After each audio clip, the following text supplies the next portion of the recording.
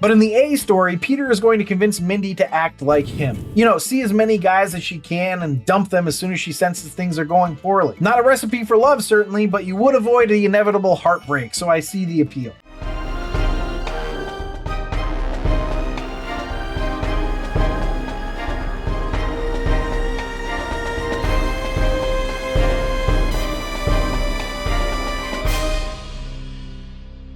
Welcome back to another episode of The Rank. I'm John, and today we're going to be ranking the next episode of The Mindy Project. Now, for those of you who are new to the show, I'm going to give you a quick agenda here. We start with the Potent Notables, which are just a couple interesting facts or tidbits that I found out about the episode or series. Then I go into the episode overview, which is me talking about everything that happened in the episode. Then I do the rank, which is where I rank the episode on a scale of 1 to 5, 1 being the worst, 5 being the best, in 5 different categories, all to figure out what is the best sitcom of all time. Now, today we're going to be ranking the 19th episode of the second season of The Mindy Project, titled Think Like a Peter, written by Charlie Grandy and directed by Ken Whittingham. Now, this show's been out for a while. It's on Hulu. It's available. So if you're worried about spoilers, you should watch it beforehand because I will be spoiling it. But without further ado, let's dive into the rankings here, starting with the Potent Notables.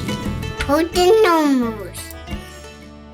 So this 19th episode of the second season aired Tuesday, April 15th, 2014. Mindy is back to her regular 9:30 time slot, and New Girl has come back to anchor the 9 p.m. slot. Glee is still doing an hour at the 8 o'clock slot for Fox. It was a weak night for all of them, with Glee starting off with 2.4 million viewers, New Girl losing 200,000 to 2.2 million, and Mindy losing another 200,000 to 2 million viewers. As for competition, Mindy squeaked by Supernatural on the CW, which had 1.6 million viewers, but it tied Dance Moms on Lifetime. It lost to 19 Kids and Counting on TLC, which had 2.24 million viewers, Marvel's Agents of S.H.I.E.L.D. on ABC, which had 5.5 million, Growing Up Fisher on NBC, which had 5.9, and of course, NCIS Los Angeles on CBS, which won the time slot with 14.7 million viewers. But what won the night? Why, NCIS, of course. NCIS had 17.1 million viewers for CBS in the 8 to 9 time slot. Now, in looking for Potent Notables, I discovered that apparently fans of the show at the time didn't like that they got Mindy and Danny together so early in the show's run. They had wanted seasons of buildup, I guess. I don't know about you all, or maybe there are some of you who felt that way then, but don't anymore. But personally, I'm glad we didn't have multiple seasons of buildup. The reason they decided against it, according to Ike Barinholtz, was the characters' ages, saying, quote, "This isn't Gossip Girl. These are not like super young teenage kids. These are professional doctors who are in their early to late 40s. And to kind of tease it out too long seemed a little unrealistic, you know? Watching them together is so fun that there was a little bit of back and forth last season in the writer's room. Should it happen? Should it not happen? But then eventually you just get to a certain point where we want it. The fans want it, the characters want it." End quote. I'm in agreement with Ike here. But anyway, those are the Potent Notables. Let's go to the episode overview. We open with another disappointing voiceover in that it doesn't end up being a random person that Mindy's talking to. It's just an actual voiceover. But we soon discover that she's on a date, which continues the disappointment, but not with the show this time, just that Danny did this to her. Like, she might have been happy with Cliff if he had just left well enough alone, but no, now she's got to be on this date with Phil, who says that if she's looking to order more sexy, she doesn't need to because her cup runneth over. I mean, yikes. On top of that, he was someone that Betsy set her up, which is, come on, Betsy. Amazingly though, when Mindy is back at the office, we discover that she spent all weekend with him and that she's going to Vermont next weekend because it's cheaper to see the foliage off season, which is a really good joke. It didn't get me, but I still thought it was excellent. She goes back to her office and lies on the floor, and Danny goes in to find out what the drama is, and she says, "There's no drama, my back just hurts." And then immediately calls Peter into her office to discuss the hot goss of her life. Now, normally I would feel sort of bad for Danny in this situation, but not this time, buddy. You did it to yourself, man. But this is going to lead to the B story of Danny desperately seeking out someone to unload their drama on him because he misses talking to Mindy. But in the A story, Peter is going to convince Mindy to act like him. You know, see as many guys as she can and dump them as soon as she senses things are going poorly. Not a recipe for love, certainly, but you would avoid the inevitable heartbreak, so I see the appeal. He ends up convincing her to go out to a bar with him, and he does so by showing how to ghost someone, which is fucked up. Poor Phil. But at this bar, Mindy is going to meet Schmidt. Well, Lee, but it's really Schmidt from New Girl. Am I right? Turns out he's a first grade teacher in this universe, and things seem to be going well with him and Mindy, and eventually lead to him going back to Mindy's place with her. But while they're getting it on, Danny has stumbled onto some real office gossip when he opens a pantry looking for a plastic knife and finds Morgan and Tamra canoodling. Now, I can't be the the only one that was almost more happy to see Morgan and Tamra together than wanting to see Danny and Mindy get back together. Also, Tamra was fully clothed and Morgan was in his underwear, which is just a really goofy choice and really the best comedic choice. Danny convinces Tamra to talk to him about what's going on, and of course, Tamra understands that he wants what Mindy usually gives him, though she doesn't know the full extent. We find out that Tamra wants to be with Morgan, which is really exciting, and then Danny freaking ruins it by convincing her that office romances never work out. Projecting much, Danny? Cut to the next day, and Mindy wakes up alone in bed because Leah's ditched her, and then she's kind of a dick to Morgan, who tells Mindy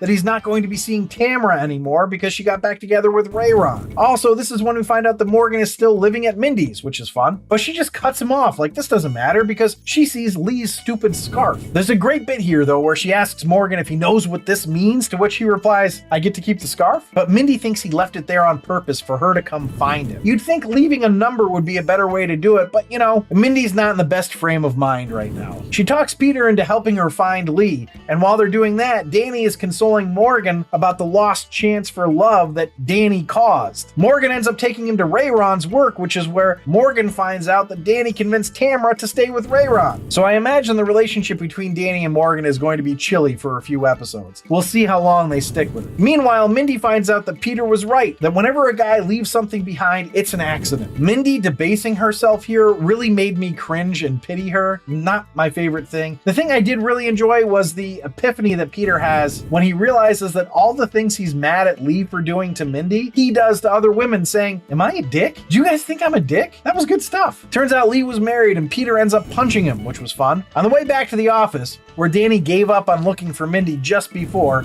Peter asks Mindy if she's ever left earrings behind, and she's like, "No, never, that's crazy." I wasn't sure why he specifically said earrings, but we'll find out at the end. Danny ends up calling Peter's sister for a hookup, which she happily obliges to, and as he's sitting in bed with her, the camera pans down to a pair of earrings on the floor under Danny's bed. I thought that was kind of stupid, but I know they're telling us that it's not really over yet between Danny and Mindy, which I'm glad of, but eh. Anyway, let's find out how it ranked.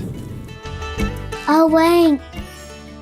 So the rank is where I rank the episode based on 5 categories: story, acting, dialogue, episode coherence, and character relatability. I rank it on a scale of 1 to 5, 1 being the worst, 5 being the best. And then I have a laugh counter where I tally up the amount of times the episode made me laugh out loud. 1 point per laugh out loud gets added to the score. But before I dive into the rankings, I just want to say if you're enjoying this episode, please leave a like down below. It really does help me out. But without further ado, let's go into the rankings here. The first category is story, which I gave a 3.25. The story is essentially Peter realizing he's a dick, and that's fine. It's also surrounding Mindy's efforts to rebound and her insecurities surrounding Danny. That's all good stuff, but maybe not a great overarching story. So the next category is acting, which I gave a 5. I thought this one was really well acted. It did seem a little like Max Greenfield was playing Schmidt as a first grade teacher, but I enjoyed Schmidt, so whatever. I thought Chris Messina did a good job of playing Lost Puppy, and Ike and Zosha were great as well. Really well acted episode. So let's go to dialogue, which I gave a 4.5. Made me laugh a pretty decent amount. I enjoyed the writing. I liked the way they brought Peter around to self-realization. I thought it was all around a really well-written episode. So let's go to episode coherence, which I gave a 4.75. This felt better than the last one as far as Danny is concerned. I feel like they could have swapped this one with the last one and it might have come out a little better, but still, it was well done. We're seeing the growth and distance between Mindy and Danny. It's good build-up and it doesn't feel contrived. Also, I loved that Morgan and Tamra were hooking up. I'm so disappointed that Danny convinced her to stay with Rayron. So let's go to character relatability, which I gave a 5. This felt like a really honest exploration of post-breakup feelings, much more so than last week's episode. I really empathized with Mindy and Danny this time. I also related to Morgan and Tamra and even Peter and Lee. It was all really well done in my opinion. So it's got a lot of high rankings here in all the categories, so it's not going to take much of a laugh counter to keep it in the top 3 tiers, and it has a really good laugh counter. It got me 20 times. And that puts the grand total up to a 40.25 for the episode, which puts it in the meaning of life. And as for the series average, it goes to a 36.1, giving it a pretty decent jump further into the Holy Grail. So thanks for listening and or watching. If you'd like to see a list of our episode and series rankings, you can do that on our website at therankedpodcast.com. Now, if you're enjoying these episodes or you're just a fan of the Mindy Project and enjoy consuming content about it, please consider subscribing and or following. Like the episode, comment. You can shoot me an email at info@therankedpodcast.com with questions, comments, suggestions, whatever. I will respond to you. If you really want to support us, you can become a patron on our Patreon page at patreon.com/therankedpodcast, where you can get access to all of our archived episodes. But I will leave you So with this, why did Mindy decide to go back to being a hopeless romantic? I don't know. Because her energy really petered out trying to be a player.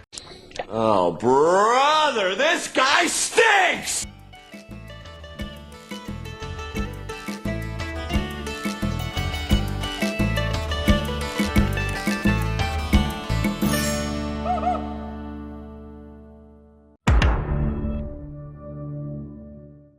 I thought Chris Messina did a good job of playing Lost Puppy, and that Ike and Cut! I thought Chris Messina did He is malfunctioning.